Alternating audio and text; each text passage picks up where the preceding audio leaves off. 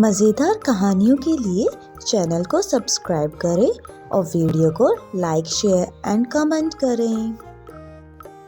एक समय की बात है, रोहन और पद्मा दोनों भाई बहन एक गांव में रहते थे। मोहन बड़ी पढ़ाई करने के लिए शहर में अपने बीवी बच्चों के साथ रहता था, लेकिन पद्मा ने अपनी सारी पढ़ाई गांव में ही करी और उसी गांव के एक जान पहचान के एक लड़के रघु से शादी की और वहीं गांव में दोनों रहने लगे। पद्मा के पास सुंदरता के साथ साथ सभी गुण थे। वो अपने पति के साथ हर काम में उसकी मदद किया करती थी। पद्मा घर में बहुत मेहनत से समोसे बनाती और उसका पति रघु उन समोसों को टोकरी में डाल के अपनी साइकिल पर रख के गांव भर में बेचा करता था। समोसे लो समोसे, मजेदार चटपटे करारे समोसे, समोसे वाला। उन कमाए हुए पैसों को रघु घर लेकर आता था। इसी तरह 6 साल गुजर गए। उन 6 सालों में पद्मा को 3 बच्चे हुए, 2 लड़की और 1 लड़का। अपने तीनों बच्चों के भविष्य को दृष्टि में रखते हुए पद्मा और रघु बहुत मेहनत से काम करते थे। पद्मा के समोसे भी गांव भर में खूब मशहूर थे। एक दिन पद्मा का भाई मोहन शहर से अपनी बहन को मिलने के लिए गांव आता है। बहन, तुम और कितने दिन यहाँ रहोगी? शहर आओ और जो तुम यहाँ समोसे का धंधा कर रही हो उसको वहाँ कर लो। इसी दौरान रघु घर पर आता है तो मोहन ने वही सुझाव रघु के आगे भी रखा और कहने लगा, अगर बच्चों का भविष्य शहर में अच्छा रहेगा तो हम जरूर आएंगे। सुनो, जिस जगह ज्यादा लोग आते हैं तुम उसी जगह शहर में अपने समोसे का धंधा करना। मैं जहाँ खुद नौकरी करता हूँ, हर सुबह मेरे साथ आकर वहाँ समोसे बेचना। मोहन की बात सुनकर रघु अपने पूरे परिवार को लेकर शहर आ जाता है। रघु ने मोहन के घर के बाजू में ही एक छोटा सा घर किराए पर ले लिया। वो लोग वहाँ रहने लगे। बिल्कुल गांव के जैसे ही यहाँ पद्मा समोसे बनाती और रघु उन्हें साइकिल पर रखकर मोहन के साथ नौकरी करने की जगह पर जाकर समोसे बेचना शुरू करता। हर दिन मोहन नौकरी पर जाता, पैसे कमा कर लाता और रघु समोसे बेचता और हर दिन पैसे कमा कर लाता।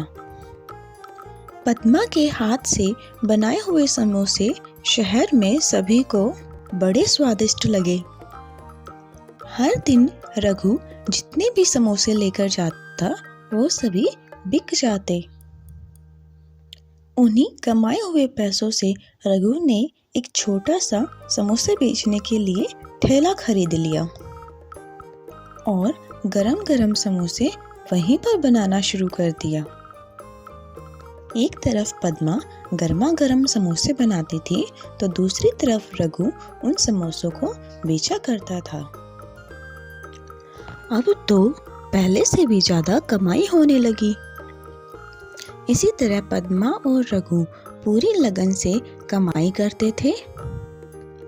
उनकी उन मेहनत की वजह से ही जिस जगह पर वो छोटी सी साइकिल पर समोसे बेचा करते थे, फिर साइकिल से एक छोटे से ठेले पर आए और फिर उसके बाद एक बड़ा ठेला भी खरीद लिया।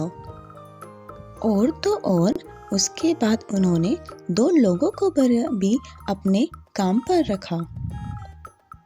इसी तरह उनके समोसों का धंधा बहुत अच्छा चला। उनके बहुत सारे रेगुलर ग्राहक बन गए थे कि समोसे खत्म हो जाने की वजह से काफ़ी ग्राहक निराश लौट जाते थे।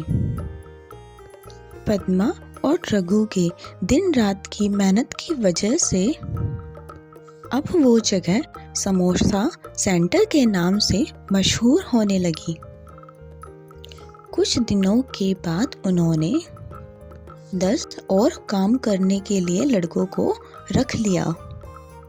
साथ ही साथ 20 ग्राहकों को बैठने के लिए पर्याप्त जगह भी बना ली। जैसे जैसे समय बीतता गया वैसे वैसे पद्मा के बच्चे भी बड़े होने लगे।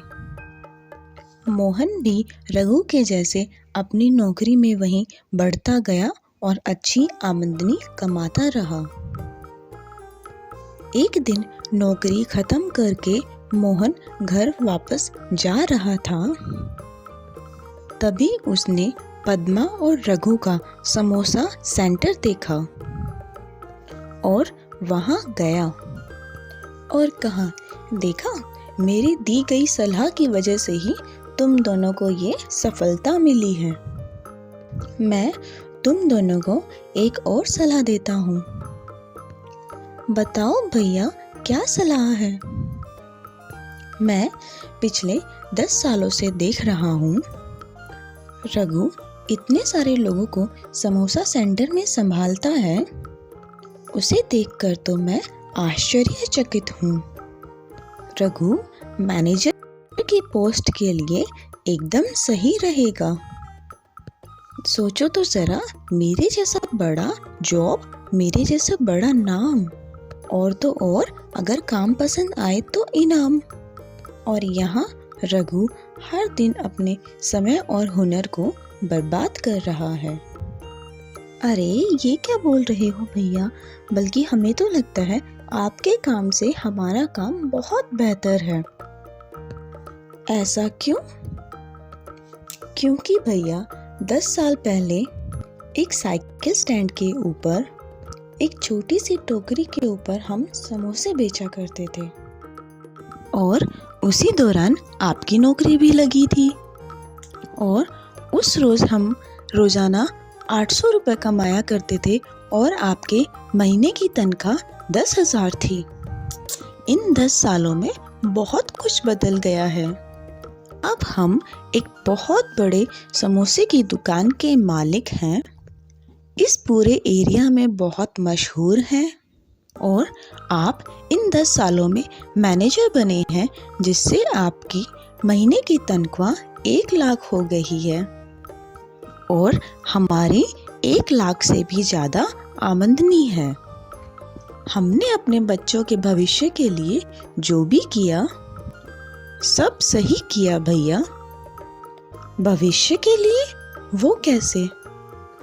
भैया, हमने बहुत कम पैसों से अपना धंधा शुरू किया था। हमारे बच्चों को हमने जिस तरह मेहनत की वो मेहनत नहीं करनी पड़ेगी।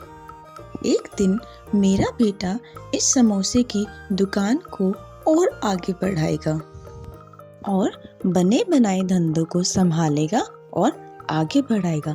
लेकिन आपके बच्चों को क्या?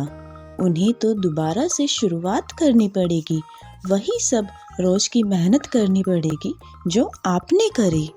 हमारी तरह आपके बच्चे सीधा आपके दर्जे पर नहीं बैठ सकते, बल्कि आपके कंपनी के मालिक के बच्चे उसी दर्जे पर बैठ सकते हैं और वहीं आपके बच्चों को आपके दर्जे पर आने के लिए बहुत मेहनत करनी पड़ेगी। अब बोलो साले साहब, कौन किसका हुनर और समय बर्बाद कर रहा है? इन सारी बातों को सुनकर मोहन को भी लगा कि पद्मा सही बोल रही है। वो वहाँ चुपचाप सोचते हुए फिर वहाँ से चला गया। पद्मा और रघु ने अपनी दोनों बेटियों की शादी बड़े धूमधाम से करी और समोसे सेंटर की सारी जिम्मेवारी अपने बेटे को सौंप दी। वहीं पद्मा के बेटे को अच्छा काम करते हुए देखकर और अच्छा नाम व पैसा कमाता देख मोहन ने सोचा, क्यों न मैं इससे अपनी बेटी की शादी करवा दूं। और यह प्रस्ताव लेकर पद्मा और रघु के पास गया, जिसके लिए सभी लोग खुशी खुशी मान गए। अब सिर्फ तुम्हारे बच्चों की ही नहीं, मेरी बेटी की जिंदगी भी खुशी खुशी बीतेगी। इस तरह सब ठहाके मारकर हंसने लगे।